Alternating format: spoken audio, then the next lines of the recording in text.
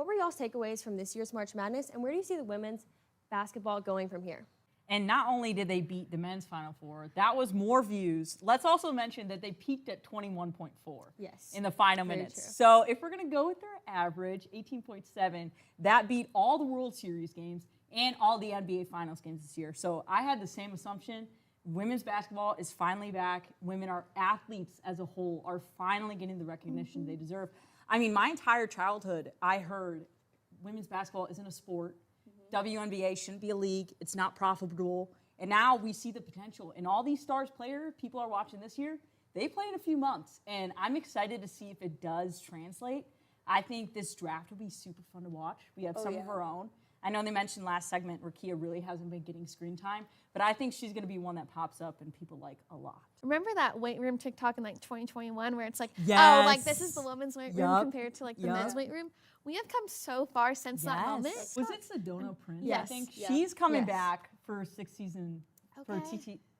Yeah, TCU had an interesting season. Which is weird, her fall off too. I feel like she was such a prominent player in getting those changes made, and now people stop paying attention. She was also hurt all year. So we'll see. But I mean, we're about to talk about all the star power still there. So I think they got promise. But I hope that the WNBA is like welcoming of the new girls. It hasn't because like you're just really good. I do also understand the frustration on their end. They've been playing the game for a long time, and they've been hearing you're not as good as an athlete as if you were to play on the men's floor. And the good thing is I've seen a lot of debate whether they could be men's players. Glad they are. They're two different leagues for a reason. For sure. Definitely. It's their top of the game, what they're in, and that's all that really matters.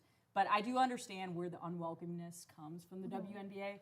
But once they start seeing, they already have loyal fan bases. Exactly. And once they get that national in, I think it's going to be a I think going back to college ball, who do you guys see next year being the big players, filling those players' past shoes? What do you guys think? I think South Carolina will be fine. Yes. They're never going away. As long as Don Staley's there, Yeah, they're going to be not there. going away They're anytime fine. soon. If we're starting with Tennessee, Jewel Spear, we still have yet to hear from you. So we're still up in the air. She's going to be our star player next year. I hope she stays. Yes. But in terms of people that impressed me during the tournament, I think we all can agree Hannah Stolke of Iowa was a big contributor. 23 points against UConn and 11 points and 2 blocks in the game against South Carolina.